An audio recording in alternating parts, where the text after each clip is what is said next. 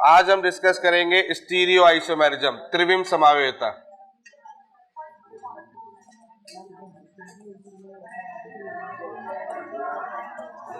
त्रिविम समावेयता, stereoisomerism, stereo isomerism.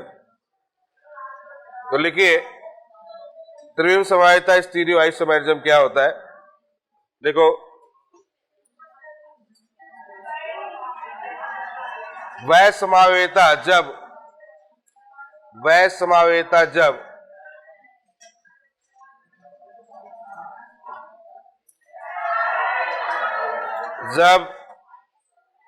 यौगिकों का अणुसूत्र व संरचनात्मक सूत्र समान होता है, यौगिकों का अणुसूत्र तथा संरचनात्मक सूत्र, मतलब structure formula and molecular formula दोनों सेम हो जाते हैं।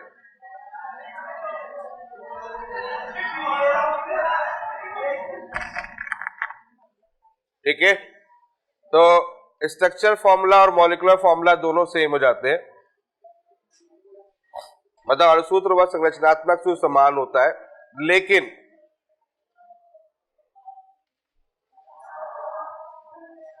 परमाणु या समूहों की स्थिति,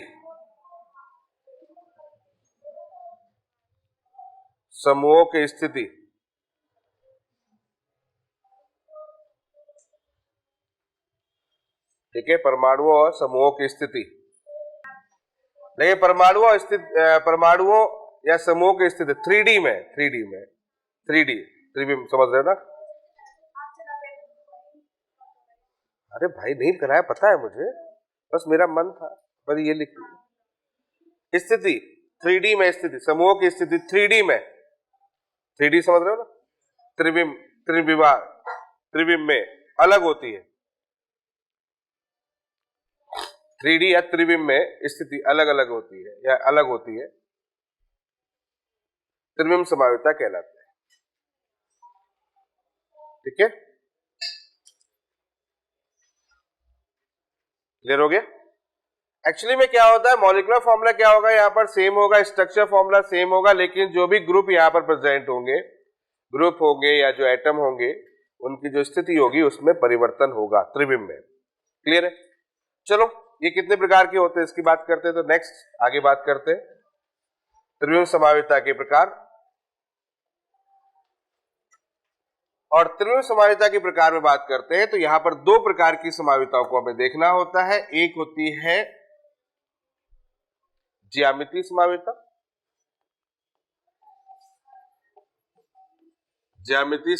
और दूसरी होती है प्रकाशिक समावेयता। तो पहली ज्यामितीय समावेयता और दूसरी प्रकाशिक समावेयता। ज्यामिति मतलब ज्योमेट्रिकल आइसोमेरिज्म,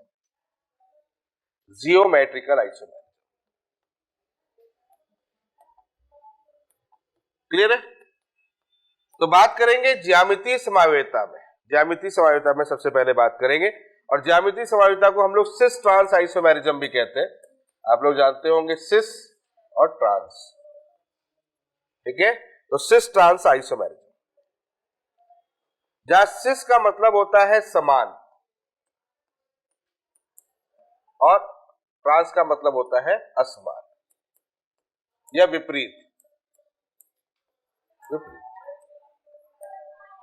अब ये सिस और ट्रांस की जो बात की गई है, समान या विपरीत या असमान, ये किसके सापेक्ष देखा जाता है, तो यहां पर हम देखते हैं रिस्ट्रिक्टेड रोटेशन।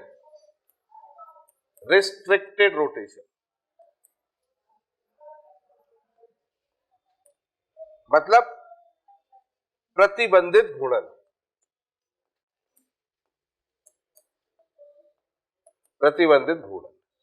मतलब जहां पर घूर्णन जो हो प्रतिबंधित हो जाए। ठीक है, जहां पर जो घूर्णन हो वो कैसा हो जाए, प्रतिबंधित हो जाए। अब प्रतिबंधित घूर्णन कहां होता है, पहली बात तो ये समझना होता है, प्रतिबंधित घूर्णन दो जगह पर होता है। एक होता है खुली श्रृंखला में और एक होता है चक्रीय संरचना में। तो पहले हम बात करते हैं नंबर 1 खुली श्रृंखला में। अब खुली श्रृंखला में जब प्रतिबंधित देखना होगा तो खुली श्रृंखला में प्रतिबंधित का मामला डबल बॉन्ड से आता है, मतलब जहां पर पाई बंध उपस्थित होता है। खुली श्रृंखला में जब देखना होता है तो जहां पर पाई बंध उपस्थित होता है वहां पर प्रतिबंधित गुणन होता है। अब पाई बंध को कैसे समझ सकते हो? तो पाई बंध को समझने का एक सिंपल सा तरीका है, उससे आप इस चीज को समझ सकते हो कि जैसे कि मान लेते हैं हमारे पास में दो लकड़ी के टुकड़े हैं, ऐसे मान लो। अब दो लकड़ी के टुकड़े हैं, उसमें आपने एक कील इसमें डाल दी, एक कील से दोनों लकड़ी के टुकड़े को रखा और अब यहां पर गुणन करना है, प्रारंभ करो। तो देखो इसका भी गुणन कर सकते हो, इसका भी गुणन कर सकते हो, दोनों के एक दूसरे के सापेक्ष कर सकते हो, विपरीत कर सकते हो। क्लियर है? हो जाएगा गुणन यहां पर। लेकिन अगर मैं एक काम करता हूं, इसमें इसी स्थिति में एक और कील ऐसे मान लेता हूं, अब आप देखो यहां पर गुणन नहीं कर सकते। गुणन होगा तो मतलब दोनों एक दूसरे के बराबर ही होंगे, विपरीत गुणन नहीं कर सकते। तो यहां पर गुणन कैसा हो गया? प्रतिबंधित हो गया। बात समझ में आ रही है? यहां पर जो गुणन हो गया कैसा हो गया? प्रतिबंधित हो गया। तो जहां पर ऐसी स्थिति होगी वहां पर प्रतिबंधित गुणन हो जाएगा। ज्यामितीय समाविता के लिए सबसे बेसिक कंडीशन यह है कि गुणन जो होना चाहिए प्रतिबंधित होना चाहिए, और यह प्रतिबंध कहां मिलेगा? जहां पर पाई बंध बना होगा। अब जैसे कि मान लेते हैं पाई बंध की बात करते हैं, जैसे मान लेते हैं ए और बी है, तो इसमें सिग्मा बंध कैसे होते हैं? ऐसा होता है, एकल बंध हो गया, सिग्मा बंध हो गया, तो ऐसे ओवरलैप कर रहा है। अब ऐसे ओवरलैप कर रहा है तो इसको तो आप गुणन कर सकते हो, सिग्मा बंध गुणित हो सकता है। लेकिन अगर पाई बंध की बात करते हैं तो पाई बंध कैसा होता है? ऐसा होता है। क्लियर है? जैसे ऐसे गुणन किया तो ये वाला हिस्सा अगर एक दूसरे पर अधिव्यापित हो जाएगा, ओवरलैपिंग हो जाएगा, तो फिर आप इसको गुणित नहीं कर सकते, फिक्स हो गया, मतलब स्थिति है। तो जहां पर आपके पास में पाई बंध है, जहां पर आपके पास में पाई बंध है, इसका मतलब है वहां पर गुणन कैसा होगा? प्रतिबंधित हो जाएगा। और ज्यामितीय समाविता जो देखी जाएगी वो प्रतिबंधित गुणन यानी कि रिस्ट्रिक्टेड रोटेशन में ही देखी जाएगी। क्लियर है? अब रिस्ट्रिक्टेड रोटेशन कहां कहां हो सकता है? देखो C डबल बॉन्ड C में हो सकता है, C डबल बॉन्ड N में हो सकता है, N डबल बॉन्ड N में हो सकता है। सामान्यतः हमको तीन प्रकार के यौगिक यहां पर मिलते हैं।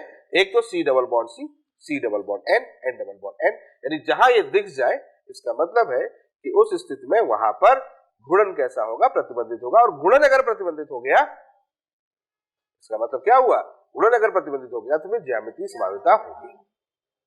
ये बात हमने कब की है? जब हम खुली श्रृंखला की बात करते हैं, ध्यान रखना है। अब इसी तरीके से आगे समझ लेते हैं बंद श्रृंखला में क्या होता है। बंद श्रृंखला की बात करते हैं, बंद क्लोज चेन की बात करते हैं, यानी कि जहां पर मामला बंद होता है, क्लोज चेन। जैसे कि मान लेते हैं चक्रीय संरचना। तो चक्रीय संरचना की जब बात की जाती है तो चक्रीय संरचना में फिर पाई बंध नहीं देखा जाता।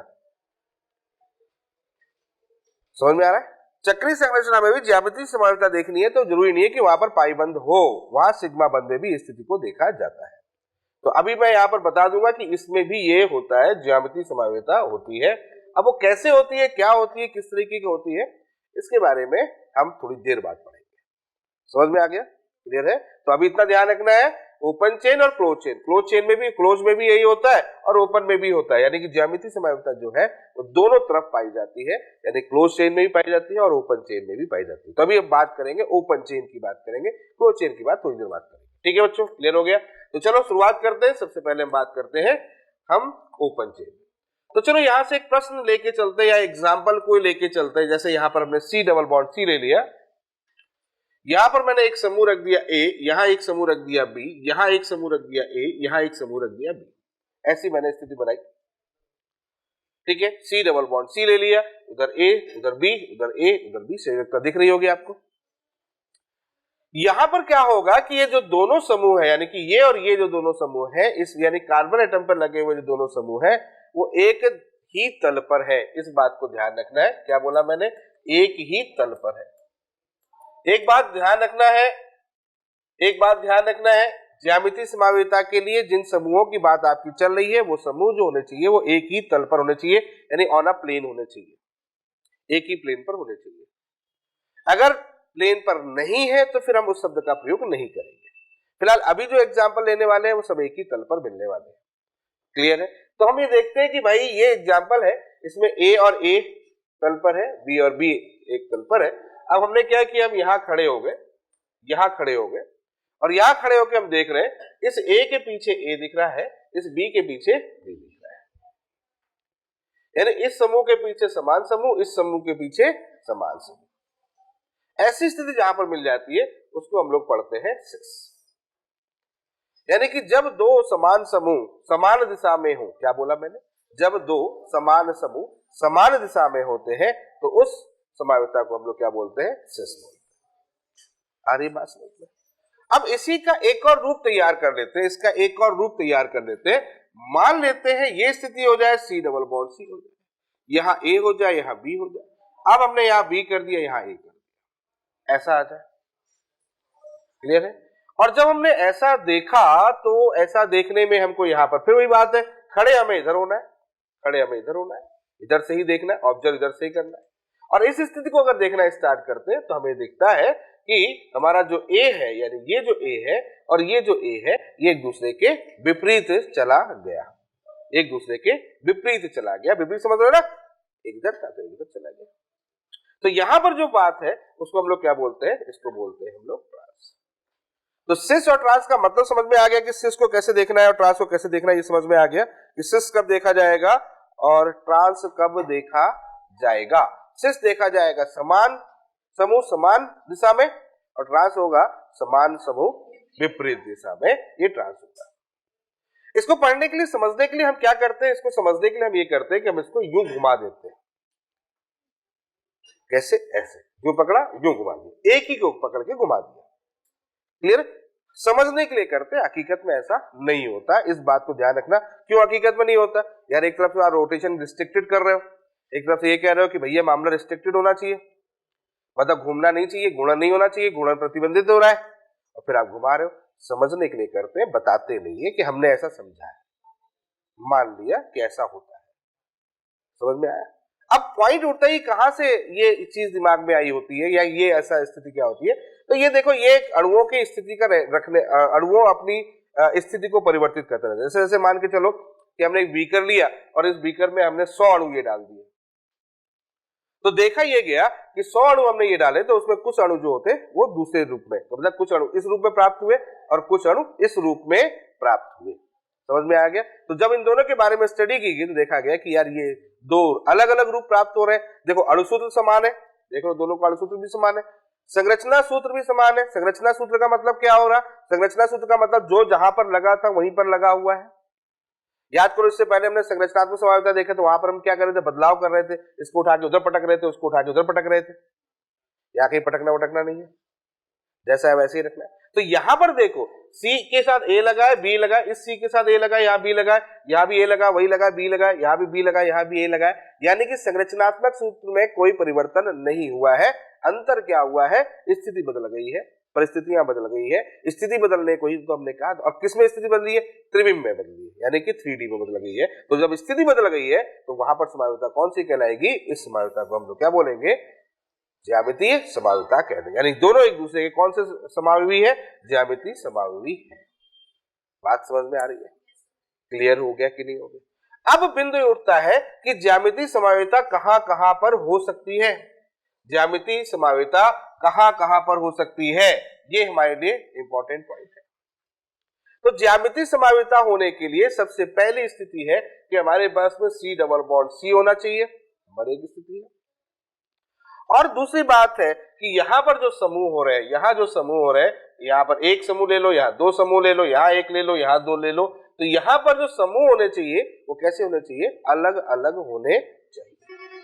यानी कि इस स्थिति में ज्यामितीय समायोगिता हमारे पास में होगी। लेकिन अगर ऐसा कहीं हो जाए, अगर ऐसा कहीं हो जाए, यहाँ एक है यहाँ दो है, मान लेते हैं यहाँ पर कोई 3 नंबर आपने रखा और यहां भी 3 नंबर हो गया, या मान लेते हैं यहाँ पर 1 2 समान हो गए, यहां पर समान हो गए। मान लिया मैंने कि एक ही कार्बन एटम पर अगर 2 समान समूह आ जाए, तो मुझे एक बात बतलाओ कि अगर मैं इसको सोचूं कि ऐसा स्थिति हो रही है, या एक काम कर लेते हैं, अगर थोड़ा सा भी नहीं सोच पा रहे हो तो मैं इसको थोड़ा छोटा कर देता हूं। मैं यहां पर भी 1 कर दे रहा हूं और यहां पर भी 1 कर दे रहा हूं, मतलब यहां भी 1 कर दिया, यहां भी 1 कर दिया। तो यहां से 1 के पीछे 1 दिख रहा है, यहां 2 के पीछे 1 दिख रहा है, ठीक है, क्लियर हुआ कि नहीं हुआ? एक के पीछे एक दिख रहा है, दो के पीछे एक दिख रहा है, अगर हम इसको यूं पलट दें तो भी एक के पीछे एक ही दिखेगा, दो के पीछे एक दिखेगा, आया ना? दूसरा रूप अगर तैयार करें तो क्या इसमें ज्यामितीय समावेता हो सकती है? नहीं हो सकती, यानी कि इस स्थिति में ज्यामितीय समावेता नहीं होगी। तो यानी कि यहां पर एक बात समझ में आपको आ गई होगी, यानी यहां पर ज्यामितीय समावेता नहीं है, ज्योमेट्रिकल आइसोमर नहीं है, तो इसके लिए क्या दिमाग में रखेंगे? यदि यदि एक ही कार्बन पर, एक ही परमाणु, कार्बन परमाणु पर समान समूह उपस्थित होते हैं, समान समूह हो, तब ज्यामितीय समावेता नहीं, तब ज्यामितीय समावेता नहीं। समझ में आ गई बात? तो ये बिंदु हमारे लिए बहुत इंपॉर्टेंट है कि क्या देखना है और क्या नहीं देखना है, क्या देखना है और क्या नहीं देखना है। तो क्या देखना है हमको कि भाई एक कार्ब एटम पर दो समान समूह नहीं होने चाहिए, अगर एक कार्ब एटम पर दो समान समूह हो जाएंगे तो फिर ज्यामितीय समावेता नहीं। आ रही है बात समझ में? अच्छा, दिमाग में ये बनता है कि सर ठीक है, यहां पर दो समान समूह हैं, क्या यहां पर दो समान समूह होने चाहिए या इधर इधर के दोनों के समान समूह होने चाहिए? जैसा पहले वाले एग्जांपल में 1 2 है, एक के पीछे एक है, दो के पीछे दो है, ये बात समझ में आ रही है। लेकिन क्या अगर ऐसा हो जाए कि सर यहां पर हमने 1 लिख दिया, मैंने कहा ठीक है, यहां लिख दिया 2, सर यहां पर हमने लिख दिया 1, यहां ये 3, ऐसा कर दिया, तो क्या ये ज्यामितीय समावेता में आएगा? बिल्कुल आएगा। जरूरी नहीं है कि दोनों तरफ समान हो जाए, किसी एक तरफ भी समान हो सकता है। मतलब इधर बदलाव है, अलग अलग है, ठीक है, लेकिन इधर इधर क्या है? सेम है। अगर इधर दो सेम है तो भी ये ज्योमेट्रिकल आइसोमर में कंसीडर होगा, ये भी होगा। ये बात समझ में आ गई है? इसके भी सिस और ट्रांस आप बना लोगे, बात समझ में आ गई? तो जरूरी नहीं है कि दोनों तरफ समान हो, यानी कि ए है और बी बी है, जरूरी नहीं है। हो सकता है वहां पर ए बी हो और उधर ए सी हो, तो अगर ए भी सेम होगा तो भी ज्यामितीय समावेता में उसको लिया जाएगा। अच्छा, दिमाग में एक और बात आ गई कि सर अगर सब अलग हो जाए तो, अगर सब अलग हो जाए तो बच्चों अगर सब अलग हो जाए तो भी ज्योमेट्रिकल आइसोमेरिज्म में काउंट होगा, तो भी होगा। लेकिन यहां पर कैसे पता करेंगे, इसके लिए आगे हम पढ़ेंगे ईजेड सिस्टम। ईजेड नाम तो सुना ही होगा, वो हम आगे पढ़ेंगे। लेकिन ये दिमाग में रखना है कि अगर सब अलग अलग हो जाए, मान लिया ऐसी स्थिति हो जाए कि सारे अलग अलग हो जाए, तो भी ज्योमेट्रिकल आइसोमेरिज्म होगा। बोलो बच्चों, यहां तक समझ में आ गया? क्लियर हो गया? ठीक है, और देखो और दिखाता हूं। अगर मान लेते हैं suppose that C double bond N हो जाए, इस पर भी हम एग्जांपल करेंगे। C डबल बॉन्ड N हो जाए, अब N होगा तो 100% यहाँ OH होगा, इसको ऑक्साइम बोलते हैं, ऑक्साइम। क्लियर है? क्या बोलते हैं इसको? ऑक्साइम। क्लियर? तो यहां पर अगर स्थिति ले ली जाए, मान लेते हैं यहां पर 1 हो गया, यहां 2 हो गया, तो कार्बन कार्बन तो नहीं हो रहा है यहां पर, लेकिन यहां पर भी अगर स्थिति आपके पास में है ये दोनों अलग अलग है, तो यहाँ पर नाइट्रोजन पर एक लोन पेयर ऑफ इलेक्ट्रॉन होता है, एक लिया जाता है। अगर ऐसी स्थिति है तो भी यहाँ पर ज्योमेट्रिकल आइसोमेरिज्म कंसीडर होता है। एक अलग प्रकार का केस है, आगे इसके बारे में डिस्कस करेंगे कि इसको कैसे देखा जाता है, कैसे उसमें नामकरण किया जाता है, ये आगे की बात है, लेकिन दिमाग में रखना है कि ये भी होगा। यहाँ तक समझ में आ गया? नेक्स्ट, अगर मैं बात करता हूँ N डबल बॉन्ड N की बात करता हूँ, यहां पर मान लेता हूँ 1 है, यहां मान लेता हूँ 1 है। अगर ऐसी स्थिति कहीं पर होती है तो इसको बोलते हैं एजो फॉर्म, इसको बोलते हैं एजो, AZO, एजो फॉर्म बोलते हैं। तो अगर ऐसी स्थिति आ जाती है कि दो नाइट्रोजन अगर अगल बगल लगे डबल बॉन्ड के साथ, डबल बॉन्ड होना जरूरी है और संयोजकता भी होनी चाहिए, क्लियर है? तो उस जगह पर भी हम ज्योमेट्रिकल आइसोमेरिज्म को देखेंगे, यहां पर भी हम ज्योमेट्रिकल आइसोमेरिज्म को देखेंगे। क्लियर हो गया? यानी कि इसमें भी फॉर्म होता है, उसमें भी होता है। अब आपके दिमाग में आ गया डबल बॉन्ड दिख गया तो C double bond O, sir इसमें ज्योमेट्रिकल आइसोमेरिज्म होगा कि नहीं होगा? तो इसमें नहीं होगा। क्यों नहीं होगा? क्योंकि O की संयोजकता ही नहीं, O की दो संयोजकता इधर सेटिस्फाइड कर गई, तो इधर कुछ है ही नहीं ना, इधर कुछ है ही नहीं। इधर क्या बचा है इसमें? अगर देखा जाए तो लोन पेयर है, बोलो हाँ है ना, लोन पेयर है, तो इसमें नहीं होगा, यानी कि इस वाली स्थिति में नहीं होगा। तो ये बात ध्यान रखना है कि हर double bond geometrical isomerism show नहीं करता। ये भी हमें देखना पड़ेगा कि ज्योमेट्रिकल आइसोमेरिज्म कौन शो करता है और कौन नहीं करता है। क्लियर है कि नहीं है? तो कहां पर होगा? यहां पर होगा, यहां पर होगा, यहां पर होगा और यहां पर ज्योमेट्रिकल आइसोमर होगा, अन्य में ज्योमेट्रिकल आइसोमर नहीं। तो कहां नहीं होगा, ये पहली बात समझ में आ गई है। कहां नहीं होगा ये है इंपॉर्टेंट पॉइंट, यानी कि अगर एक ही कार्ब एटम पर दो समान समूह हो जाए, एक ही कार्ब एटम पर अगर दो समान समूह हो जाते हैं तो उस कंडीशन पर ज्यामितीय समावेता नहीं होगी। चलो इसी से रिलेटेड एक क्वेश्चन देख लेते हैं। तो क्वेश्चन लिखेंगे निम्न में से, क्वेश्चन है निम्न में से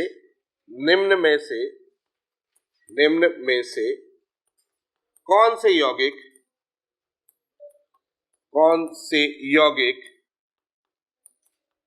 ज्यामितीय समावेता ज्योमेट्रिकल आइसोमर नहीं प्रदर्शित करते हैं। तो पहला क्वेश्चन यहीं से उठेगा और ऐसा ही क्वेश्चन आपके पास में आ जाएगा कि कौन से ज्यामितीय समावेता प्रदर्शित करते हैं और कौन से नहीं करते हैं। तो मैं फटाफट यहाँ पर आपके सामने एग्जाम्पल लिख रहा हूं कौन कौन से हैं। तो फर्स्ट हो जाएगा आपके पास, यहाँ पर हो जाएगा ब्यूट 1इन, नेक्स्ट ब्यूट 2इन, नेक्स्ट यहां पर हो जाएगा पेंट 2इन, चौथा 2-मेथिल, पेंट मेथिल है ये, पेंट 2इन, पांचवा है भाई 3-एथिल हेक्स 3इन, 3-एथिल हेक्स 3इन, 2,3-डाइमेथिल, 2,3-डाइमेथिल ब्यूट 2इन। तो ये एग्जाम्पल मैंने रखे आपके पास में 6 और 6 एग्जाम्पल्स में हमें बताना है कि बताओ किसमें ज्यामितीय समावेता होगी और किसमें ज्यामितीय समावेता नहीं होगी। कर लोगे इस क्वेश्चन को? अरे इस क्वेश्चन को कर लोगे? चलो अटेम्प्ट करके बताओ फिर आगे बात करता हूं। जल्दी अटेम्प्ट करो। तो चलिए क्वेश्चन को देखना स्टार्ट करते हैं। सबसे पहला हमारे पास में है ब्यूट 1इन। अब 1 लिखा हुआ है तो आप सीधे बना लो CH3 then CH2 then CS double bond CH2 बनाया। और जैसे ये बनाया वैसे हमारे दिमाग में स्ट्राइक किया कार्बन एटम पर 2 H है, यानी कि एक कार्बन एटम पर 2 समान समूह है। और जैसे ये मिला हमने कहा भैया नहीं, कोई डाउट नहीं आता। यही चेक करना है कि एक कार्बन एटम पर 2 समान समूह है कि नहीं है, बस इतना सही तो क्वेश्चन है। दूसरा क्या हो गया, ब्यूट 2इन है, बना लिया होगा आपने, methane ethane propane butane double bond बना लिया भाई। यहां पर H होगा और यहां पर H होगा। क्या एक कार्बन एटम पर 2 समान समूह है? नहीं है। इसका मतलब यहां पर ज्यामितीय समावेता है। तो पहले वाले में नहीं है, दूसरे वाले में है। समझ गए? चलो नेक्स्ट एग्जांपल। तीसरा है पेंट 2इन, methane ethane propane butane pentane 2इन है, डबल बॉन्ड लगा लिया। वैलेंसी सेटिस्फाइड जरूर कर देना, दोनों में H हो गया। क्या एक कार्बन एटम पर 2 समान समूह है? नहीं है। एक कार्बन एटम पर 2 समान समूह नहीं है, तो इसका मतलब इस कंडीशन पे ज्यामितीय समावेता, यही देखना है। बहुत सिंपल सी बात है, कोई बहुत बड़ा कॉम्प्लिकेटेड पॉइंट नहीं है। चौथा क्या है, 2-मेथिल पेंट 2इन। तो चलो चौथे वाले की बात करते हैं। चौथा वाला है 2-मेथिल पेंट 2इन। तो 2-मेथिल पेंट 2इन है, तो methane ethane propane butane pentane 2इन डबल बॉन्ड हो गया, 2-मेथिल हो गया, यहां C हो गया, यहां H हो गया। तो भाई एक कार्बन एटम पर 2 सेम ग्रुप हो गए, 2-मेथिल है ना। हाँ तो क्या दिक्कत है भैया, CH3 तो होता है मेथिल।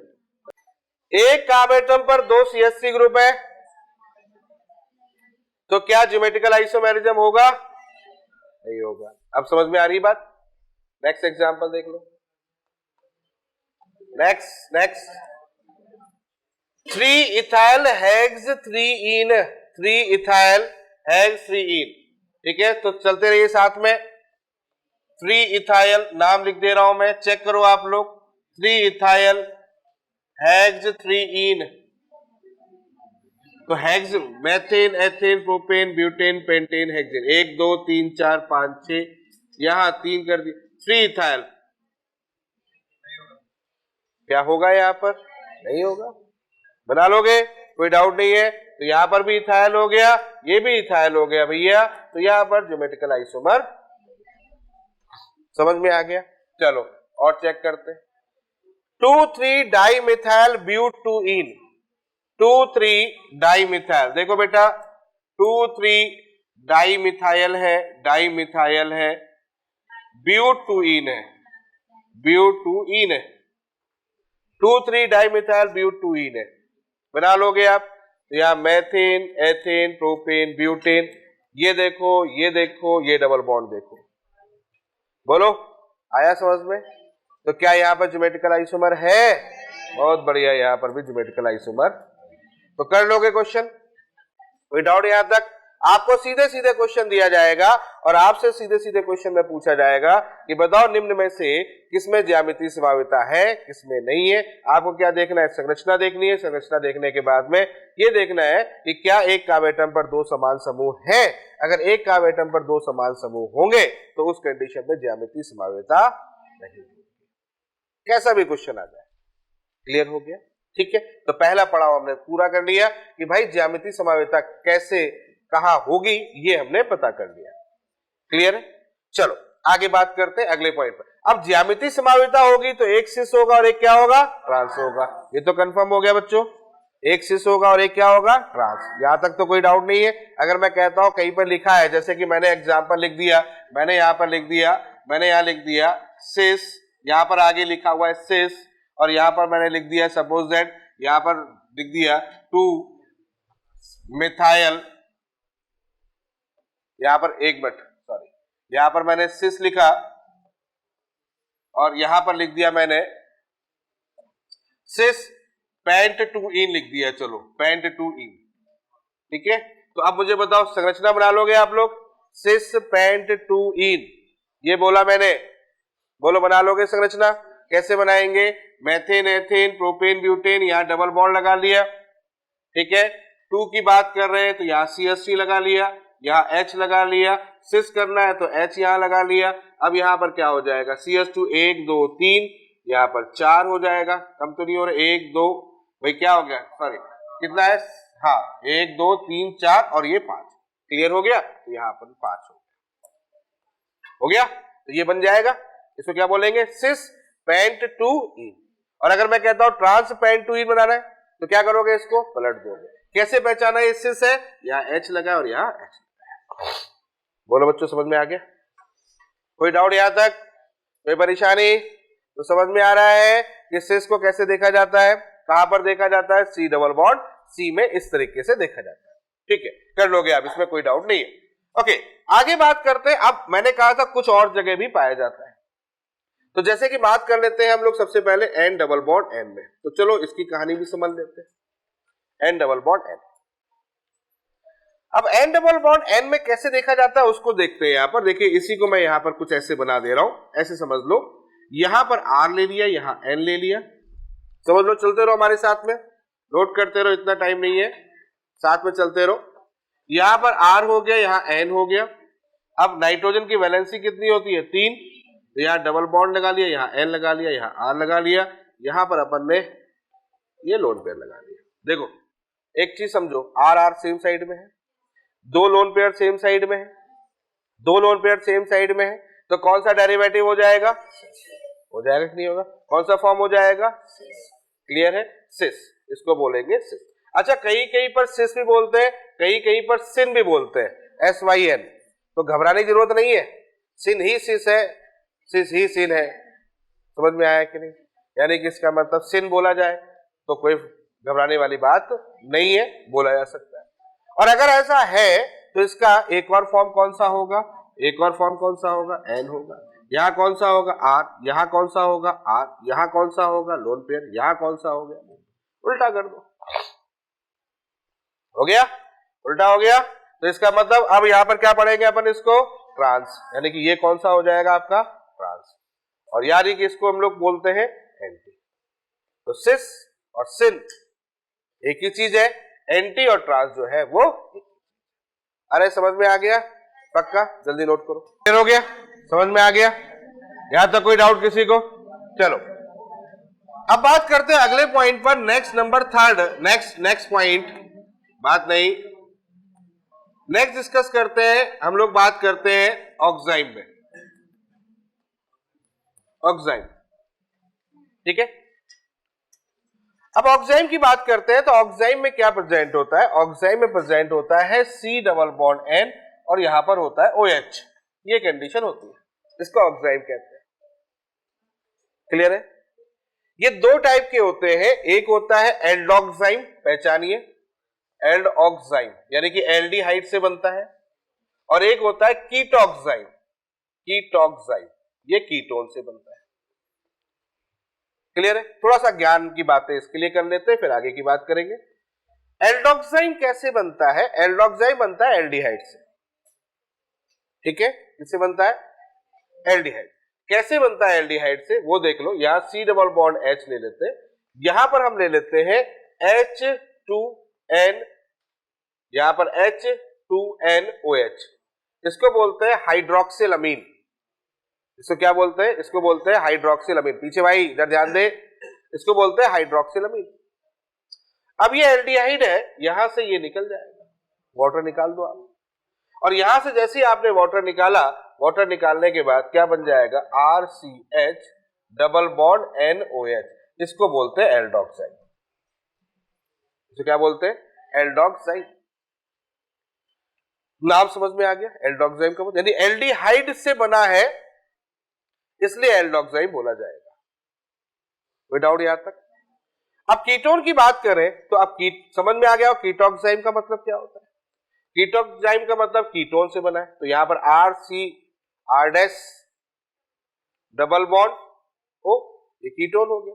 सेम प्रोसीजर कर लो, N2NOH, ये हाइड्रोक्सिल अमीन है, फिर से रिपीट कर रहा हूं, हाइड्रोक्सिल अमीन है, हाइड्रोक्सिल अमीन है, यहां से वाटर रिमूव कर दो, यहां से वाटर रिमूव कर दो, यहां पर C हो गया, यहां पर R' हो गया, यहां पर डबल बॉन्ड NOH, तो ये हो गया कीटोक्साइड।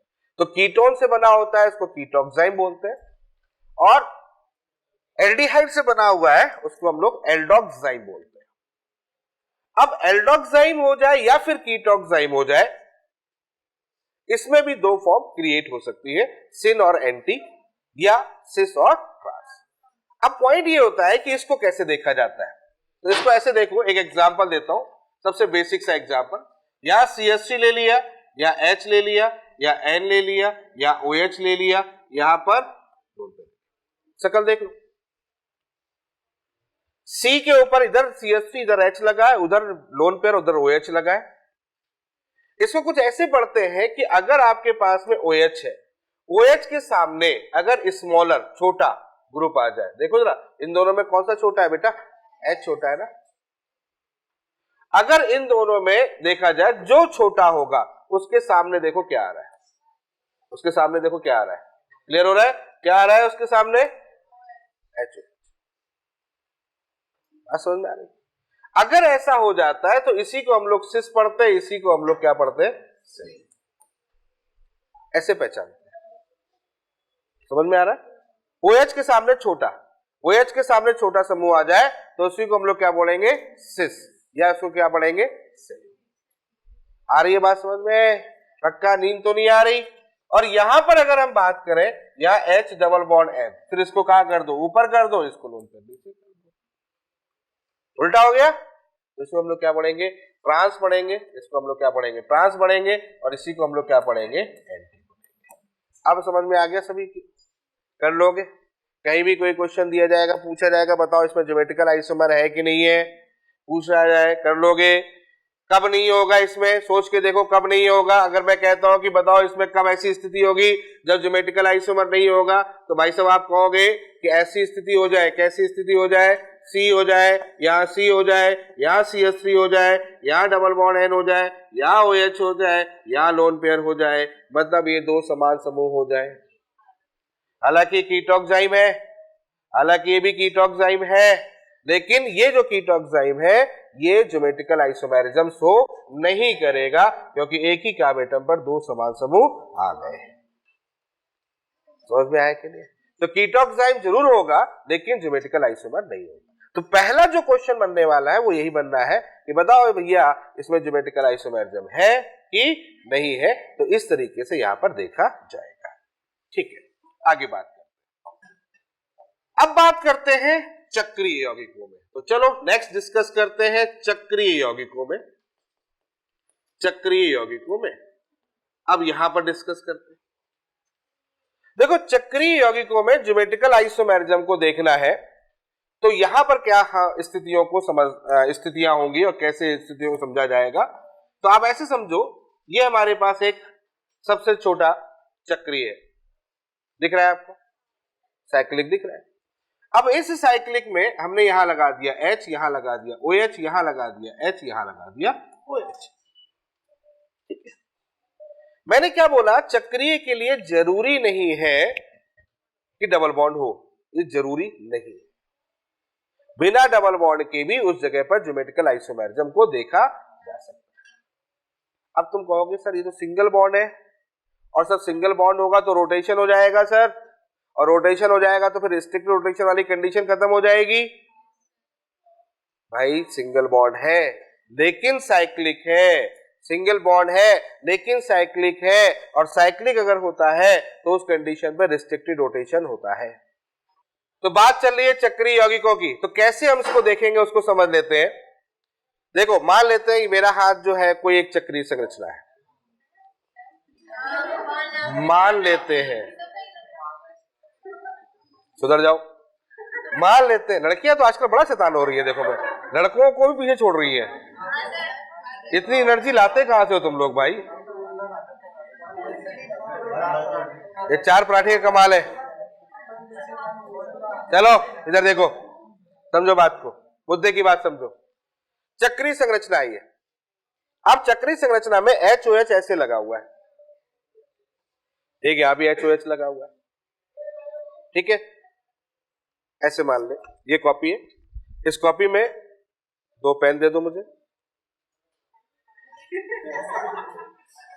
ठीक है। तो मान लेते 2 ढक्कन,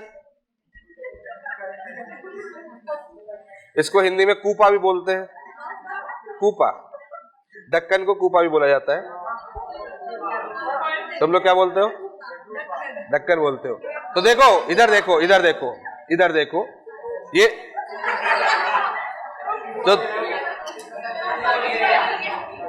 ये जो 2 ढक्कन है इनको देखो, देख रहे हैं? 2 कूपा है, इनको देखो। अरे सुन लो यार, तो यहाँ पर ये देखो दोनों सेम साइड में है।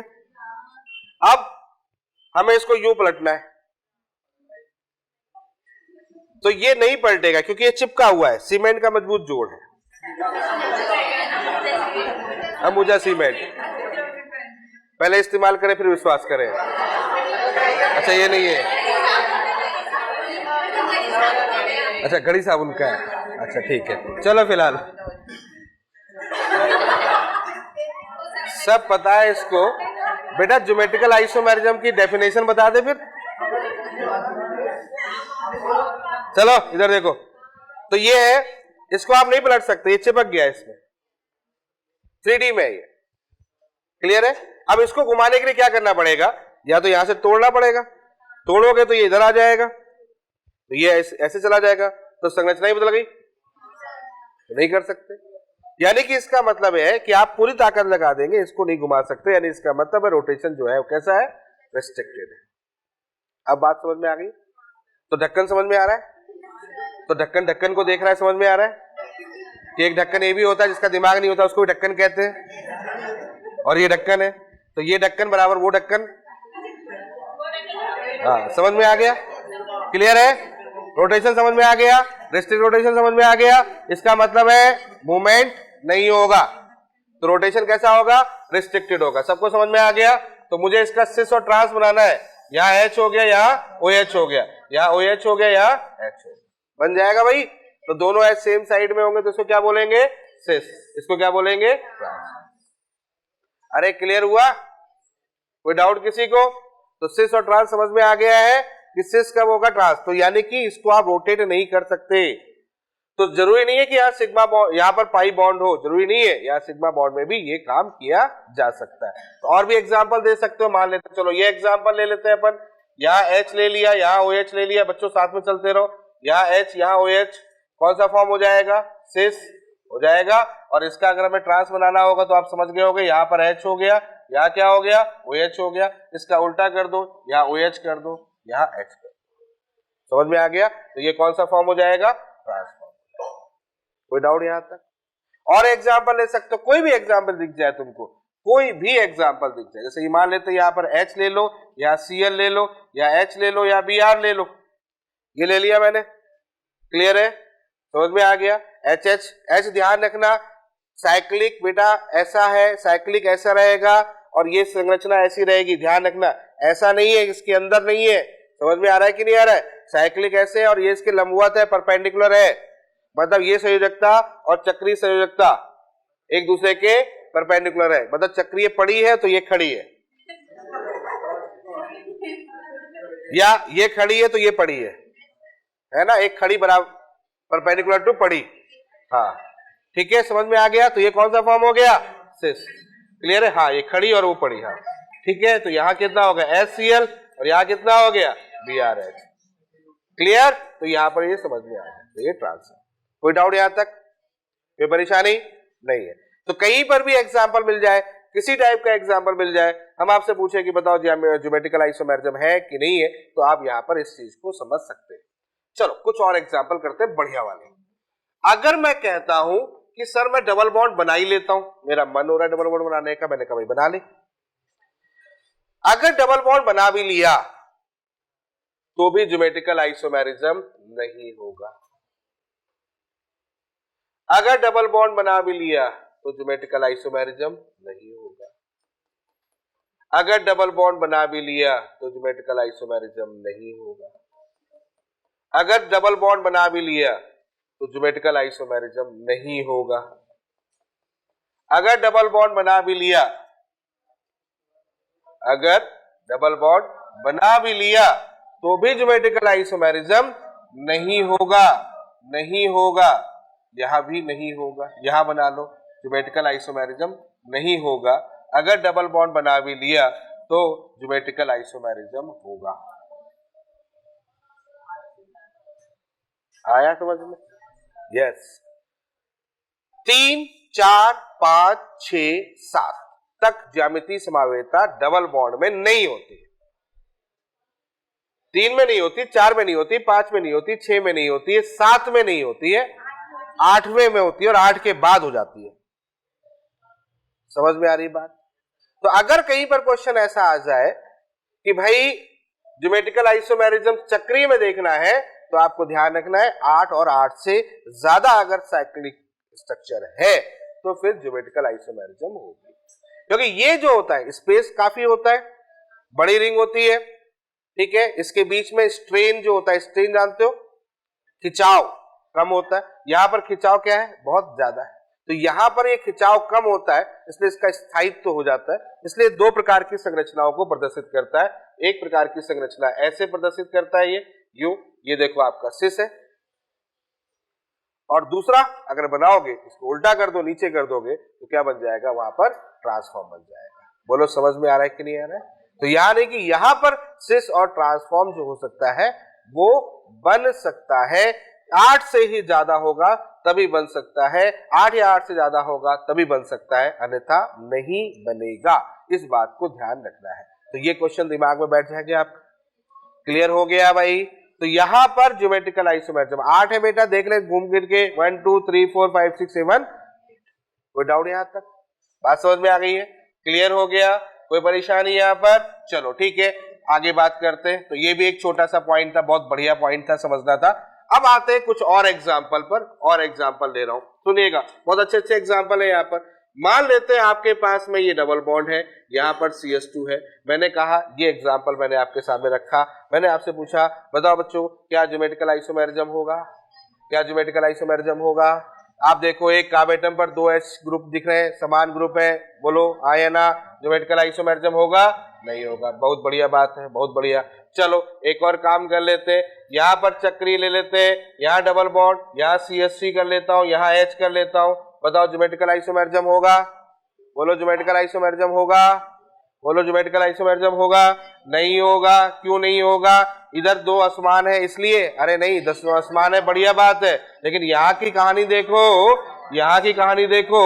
इस कार्बेटम से ये देखो, ये देखो, ये सब सेम है कि नहीं है? और सेम को समझना है तो एक काम करो, 2 उंगलियां लो। क्या लो? अपनी। ठीक है, हाँ, 2 उंगलियों को रखो और चलना स्टार्ट करो, बराबर बराबर। कुछ नहीं मिला, अलग ढूंढना है, कुछ नहीं मिला, फिर आगे चले, कुछ नहीं मिला, फिर एक साथ एक जगह पर आ गए, कुछ नहीं मिल रहा। इसका मतलब चलते चले गए, कहीं कुछ नहीं मिल रहा, कोई अलग नहीं मिल रहा, इसलिए इस कंडीशन में ज्योमेट्रिकल आइसोमेरिज्म, यहां पर ज्योमेट्रिकल आइसोमेरिज्म नहीं होगा।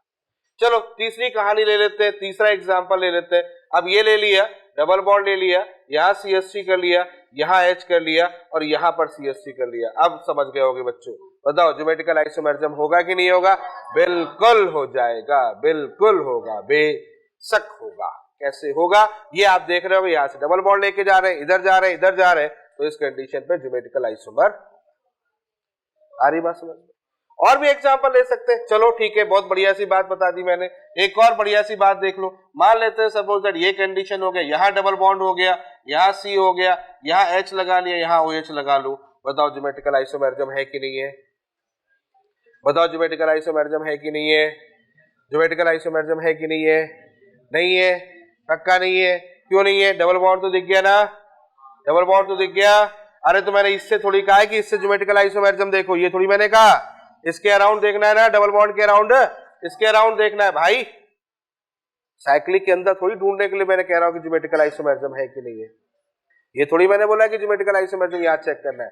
तो भाई यहाँ नहीं है वो तो अलग बात है, लेकिन इसके सापेक्ष अलग अलग है कि नहीं है? यहाँ चले हैं, यहाँ चले हैं, यहाँ डबल बॉन्ड है, तो इसका मतलब इस जगह पर ज्योमेट्रिकल आइसोमेरिज्म है। समझ में आ रहा है कि नहीं आ रहा है? Geometrical isomerism. कोई डाउट?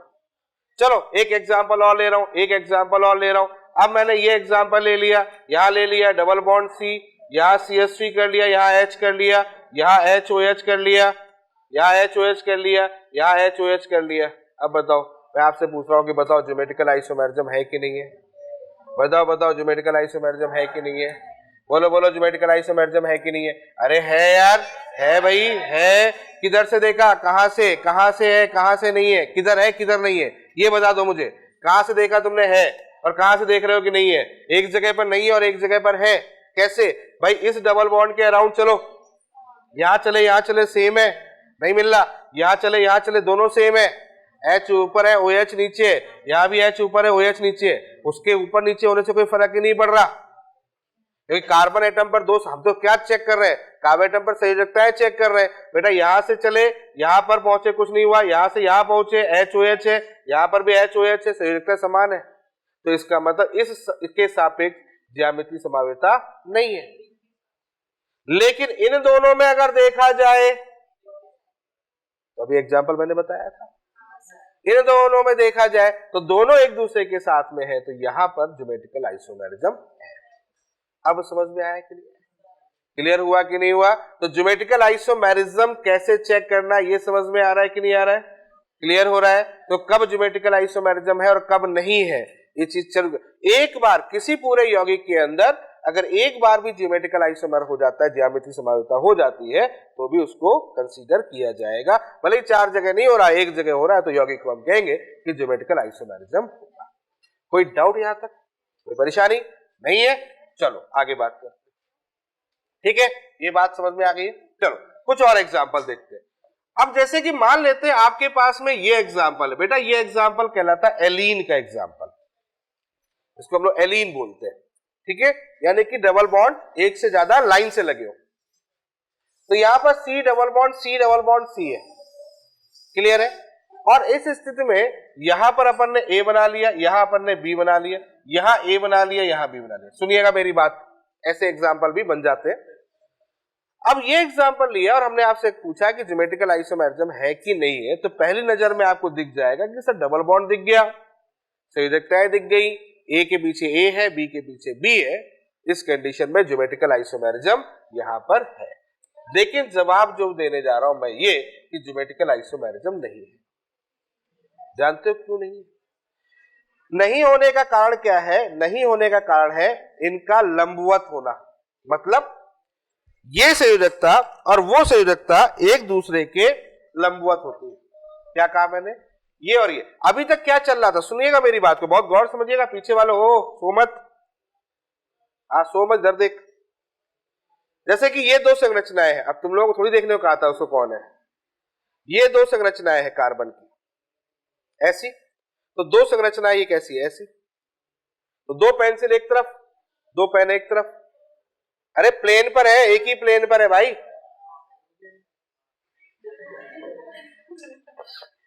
मुझे लग रहा है कि कोई इंसान एक ऐसा है जो अपने पैरों पर जाने के मन में नहीं है, वो चाहता है कि सर मैं 1.5 पैर पे जाऊं, उछल उछल के जाऊं, सर कुछ ऐसा मेरे साथ करे। तो मुझे पता नहीं क्यों ऐसा महसूस हुआ।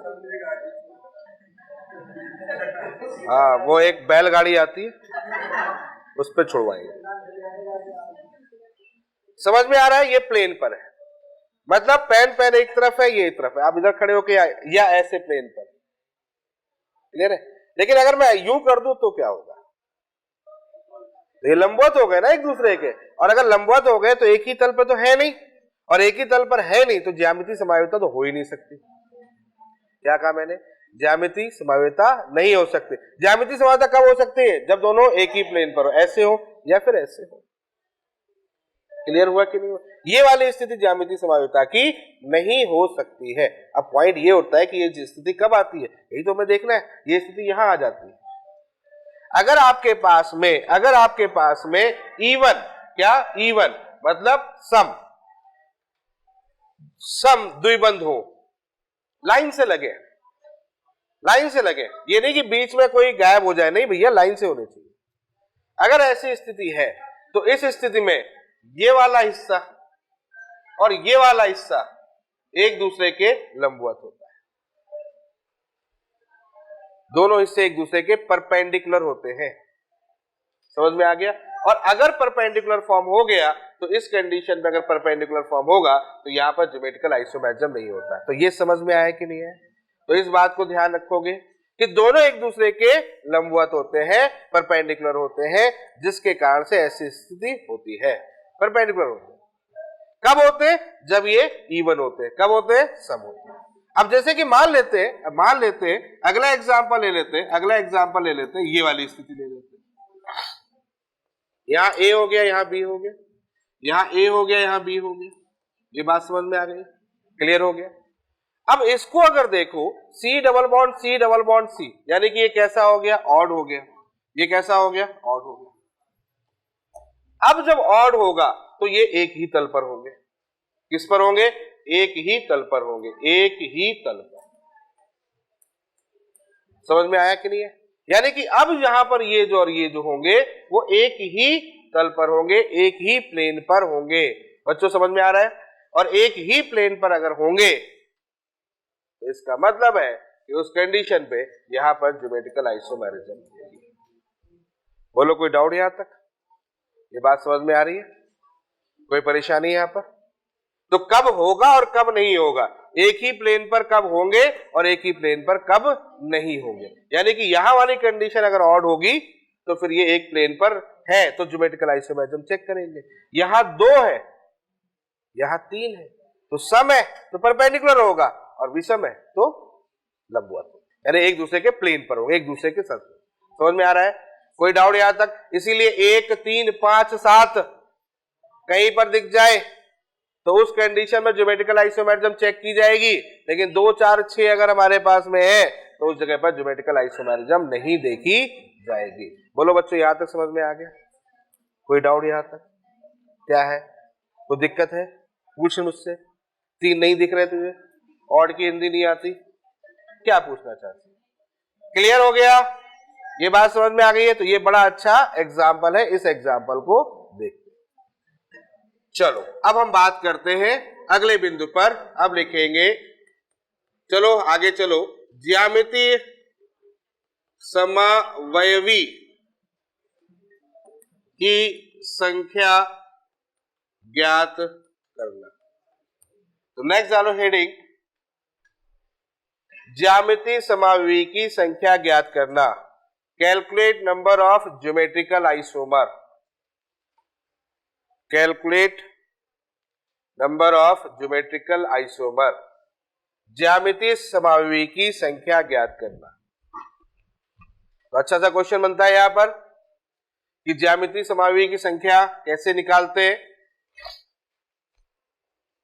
ठीक है, तो पहले फॉर्मूला देख लो, number of geometrical isomer is equal to 2 की पावर n माइनस 1 प्लस 2 की पावर p माइनस 1। बच्चों ये फॉर्मूला ध्यान रखना है, पहला ये होता है फॉर्मूला।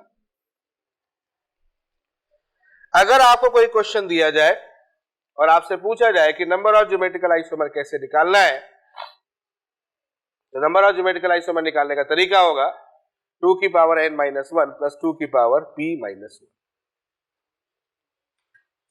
अब n और p क्या है इसको समझ लेते हैं। देखो n क्या हो गया, द्विबंध की संख्या। क्या बोला मैंने, द्विबंध की संख्या। द्विबंध की संख्या n जो होता है द्विबंध की संख्या। अब क्वेश्चन उठता है p क्या होता है।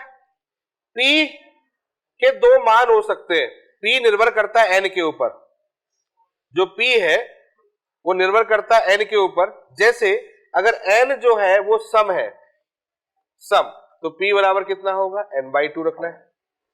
फॉर्मूला समझ में आ रहा है, p बराबर n/2। और n अगर विषम है, क्या है, विषम है, ऑड है, तो p बराबर होगा n + 1/2। ये है टोटल फॉर्मूला। मतलब p और कुछ नहीं है, p n के ही मान को प्रदर्शित करता है। सम होगा तो n/2 और विषम होगा तो n + 1/2। बोलो बच्चों, यहां तक कोई डाउट? क्लियर है? पक्का हो जाएगा? फॉर्मूला समझ में आ गया? चलो ठीक है, क्वेश्चन देखते हैं फटाफट एक। पहला question, CH3 CH double bond CH। अच्छा, इसमें एक बात और डिस्कस कर लेता हूं, ये मैं थोड़ा सा इसको अलग तरीके से कर लेता हूं। ये जो मैंने फॉर्मूला दिया है ना, इस बात को जरूर ध्यान रखना है। ये फॉर्मूला तब दिया है, बात नहीं पीछे, जब अंतिम सिरा समान हो। ये फॉर्मूला बेटा तब लगाना है जब अंतिम सिरा समान हो। क्लियर है? अगर मान लेते हैं अंतिम सिरा समान ही नहीं है, असमान है, ये भी हम यहां पर जोड़ दे रहा हूं, यदि अंतिम सिरा असमान है, तब तुम्हें कुछ नहीं करना, तब तुम्हें सीधे सीधे 2 की पावर n का फॉर्मूला लगा देना। तब p जो टर्म हम ले रहे हैं उसका प्रयोग नहीं किया जाएगा। मतलब जो वो वाला फॉर्मूला है, ये वाला जो फॉर्मूला है, तब प्रयोग किया जाएगा जब अंतिम सिरा समान हो। ठीक है? और ये वाला प्रयोग कब किया जाएगा, जब अंतिम सिरा, समझ में आ गया? तो पहले एक काम करते हैं, असमान वाले पहले निपटा लेते हैं, तो उससे कॉन्फिडेंस आ जाएगा अपने को। तो जैसे ही मान लेते हैं CH3 then CH double bond CH then CH double bond CH then C2H5, ये एग्जांपल है। तो अंतिम सिरा समान है कि असमान है, इसको देखना है मुझे, इसको देखना है। तो यहां देखो, ये सिरा कौन सा है, CH3 है, डबल बॉन्ड के सापेक्ष देखना, और यहां कैसा है, C2H5। तो असमान है कि नहीं है, यही असमान देखना है बेटा, और कुछ नहीं देखना है। सिरा समझ में आता है? हाँ, अंतिम समझ में आता है? ठीक है, तो अंतिम सिरा कैसा हो गया, असमान। क्लियर हो गया? तो इसका मतलब यहाँ पर नंबर ऑफ ज्योमेट्रिकल आइसोमर अगर हमें निकालना है तो फॉर्मूला कितना होगा बच्चों, 2 की पावर n, और 2 की पावर कितने हो गए, 1 और 1 2, यानी कि 2 की पावर 2। Answer is 4। समझ में आया कि नहीं है? कोई डाउट यहां तक? सिंपल है कि नहीं है? एक और एग्जांपल ले सकते हैं, एक और एग्जांपल ले सकते हैं। CH3 CH double bond CH then CH double bond CH then CH double bond CH then C2H5। ये लो, ये कंडीशन हो गई, आ गया। तो यहां पर नंबर ऑफ ज्योमेट्रिकल आइसोमर, अब देखो सबसे पहला काम है, क्वेश्चन जैसे ही दिखा हम ये देखेंगे सिरे का क्या लफड़ा है भैया, सिरा समान है कि असमान है, तो सिरे हो गए, हो गए, असमान हो गया तो 2 की पावर n, 2 की पावर n कितना हो गया, हो गया बच्चों, तो कितना हो गया 8। कोई डाउट यहां तक, कोई परेशानी? अच्छा, आपके दिमाग में एक बात जरूर आ रही होगी, सर ये फॉर्मूला आपने बनाया है या कहीं से आया है, इस फॉर्मूले से ये आंसर कैसे आ रहे हैं? बाकी बात तो है, 4 ऊपर में 4 आ गए, इसमें 8 आ गए, सब ज्यामिति समाई हुई है। तो देखो इसके बारे में थोड़ा सोच लोगे तो समझ में आ जाएगा कैसे। जैसे यहां CH3 हो गया, मैं इसकी बात कर रहा हूं, यहां H हो गया, डबल बॉन्ड बनाया, फिर मैंने यहां H लगाया, देखो इसके फिर यहां CH लगाया, फिर यहां H लगाया, फिर यहां डबल बॉन्ड लगाया, फिर यहां पर H लगाया, फिर यहां C2H। मैंने कुछ ऐसी संरचना दी, गौर से देखो इस संरचना को, आपको लॉजिक समझ में आ जाएगा, हर चीज लॉजिक पर डिपेंड है। देखो गौर से, CH3 CH double bond C, फिर उधर H double bond C H C2H। यहां से H सेम साइड में ये सिस हो गया, और इन दोनों की बात करें, ये दोनों सिस हो, इसका मतलब इधर भी सिस है, इधर भी सिस है। अरे कर सकते नहीं कर सकते? अच्छा, एक को रखे रहो, एक का घुमा हुआ उल्टा रूप ले लो, ट्रांस। अरे भाई इसको पलट दोगे तो क्या हो सकता है, सिस से ट्रांस हो सकता है, बोलो हाँ या ना, पक्का? अब एक काम करो, इसको ट्रांस कर दो, इसको सिस कर दो, कर सकते, और दूसरों को, दोनों को ट्रांस भी कर सकते। अब आया समझ में? तो 4 कहां से बने, समझ में आ गया, ऐसे बने, आंसर समझ में आया? अरे क्लियर हुआ कि नहीं हुआ? अच्छा, इसके लिए करोगे, इसके लिए कर लोगे, समझ में आ गया ना? अब मैं बना नहीं रहा हूं, समझ में आ गया कि ये 4 आया कहां से, ये 4 यहां से आया, तो डायरेक्ट तरीका अपन ने क्या फॉर्मूला लगा लिया, 2 की पावर n लगा लिया, 2 की पावर n से हल हो गया। कोई डाउट यहां तक? क्या देखना है, क्वेश्चन देखना है, क्वेश्चन में क्या देखना है, डबल बॉन्ड देखना है, डबल बॉन्ड देखना है, और साथ में क्या देखना है, एंड पॉइंट देखना है कि एंड पॉइंट सेम है कि एंड पॉइंट डिफरेंट है, ज्योमेट्रिकल आइसोमेरिज्म देखना है। ठीक है, दूसरा कौन सा केस था जहां पर समान? तो आओ उसी एग्जांपल की बात कर लेते हैं। तो अगला एग्जांपल हमारे पास में ये है, अब समझ गए होंगे मैं क्या समझाना चाह रहा था, है ना? अगला एग्जांपल ये हो गया, यहां भी CH3 है, वहां भी CH3 है, दोनों जगह CH3 है, क्लियर हो रहा है बच्चों? अब CH3 यहां भी हो गया और CH3 कहां हो गया, यहां भी हो गया, इसका मतलब समान है कि असमान है, समान, और समान है तो फॉर्मूला कौन सा लाएंगे, 2 की पावर n-1 प्लस 2 की पावर p-1। यही तो बात होगी, यही तो बात होगी। चलो देखते क्या करें, यहां पर किसकी वैल्यू देखें, डबल बॉन्ड की वैल्यू देखें, n इवन है कि ऑड है, इवन है, सम है, और n अगर सम है तो n की वैल्यू कितनी है, 2, तो p बराबर कितना होगा, अरे अभी बताया मैंने, p बराबर अगर इवन होता है n/2, यानी कि 2/2 बराबर 1। इसका मतलब ज्योमेट्रिकल आइसोमर कितना हो जाएगा, 2 की पावर 2 - 1 प्लस 2 की पावर 1 - 1 बराबर 0, 0 की वैल्यू 1, यानी कि इसका मतलब आंसर इज 3। कोई डाउट यहां तक, समझ में आ गया?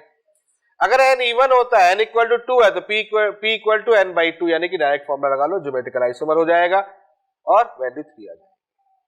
वहां 4 आ रही थी, या 3 आ गई, दिमाग में फिर तुम्हारे पटाखा बजा कि ऐसा कैसे होगा, सोच रहे होगे कि सर ऐसा कैसे, एक कहां गया, एक कहां गया, आओ चेक कर लेते हैं। CH3 H double bond C, एक काम करो यहां H लगा लो, यहाँ C लगा लो, यहाँ H लगा लो, डबल बॉन्ड C, यहाँ H, यहाँ CS, यही तो है ना, यही तो है, यही तो है। ठीक है, क्या कर सकता हूं, जो मैंने अभी आपको बताया वही कर सकता हूं। यहाँ सिस, यहाँ सिस, यहाँ ट्रांस, यहाँ ट्रांस, यहाँ सिस, यहाँ ट्रांस, यहाँ ट्रांस, यहाँ सिस। पहला वाला सही है, दूसरा सही है, दूसरा पेयर भी ठीक है, पहला पेयर भी सही है। अब जरा इस पेयर को और इस पेयर को चेक करो, सेम है। कैसे? क्योंकि दोनों तरफ से आप काउंटिंग कर सकते हो। क्या कह रहा हूं, आप इधर से गिनोगे तो भी यही आएगा और इधर से, अरे सम है तो कहीं से भी गिन लो यार। विषम वाले केस में क्या था, कंडीशन थी, विषम वाले केस में क्या था, कंडीशन थी, मैं यहीं से गिनूंगा, इसलिए ऐसा आया था। लेकिन सम वाली कंडीशन में क्या है, मैं कहीं से भी गिन सकता हूं, कहीं से भी गिन सकता हूं। तो इधर से करूंगा काउंटिंग और इधर से काउंटिंग करूंगा, दोनों एक ही काउंटिंग तो है, एक ही प्रकार की तो काउंटिंग है दोनों की, तो इसलिए दोनों में से कोई एक रखा जाएगा, एक हटा दिया जाएगा। अब आया समझ में, एक रखा जाएगा, कोई भी एक रखा जाएगा और एक हटा दिया जाएगा। इसका मतलब पहला सिस सिस बनेगा, दूसरा सिस ट्रांस बनेगा, तीसरा ट्रांस ट्रांस बनेगा। इसलिए आंसर कितना आ गया? लॉजिक समझ में आ गया भाई? क्लियर हो रहा है कि नहीं हो रहा है? क्वेश्चन समझ में आ रहा है कि कैसे ज्योमेट्रिकल आइसोमेरिज्म को देखते हैं। तो नंबर ऑफ ज्योमेट्रिकल आइसोमेरिज्म, ज्यामिति की संख्या अगर कहीं निकालनी होती है तो सीधा सीधा क्वेश्चन लगाया जाए।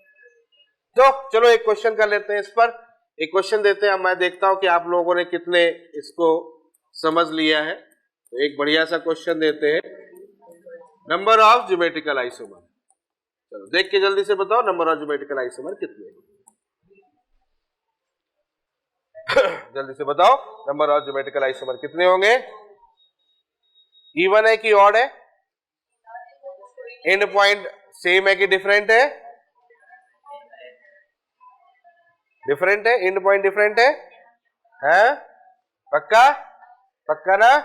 अरे भाई ये डबल बॉन्ड है, ये डबल बॉन्ड है, लेकिन यहां देखो कहानी अलग हो गई, एक कार्बन एटम पर 2 H सेम हो गए।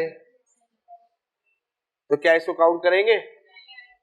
तो किसको काउंट करेंगे? इसको। बचा एक, तो एंड पॉइंट डिफरेंट हो गए कि नहीं हो गए? एंड कहां से देखना है बच्चों?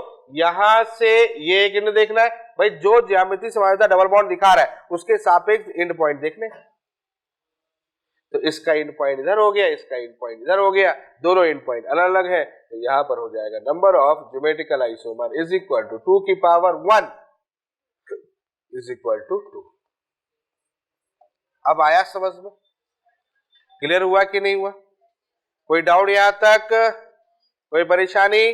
चलो एक और question, CH3 CS double bond CH then CH double bond C then CH3।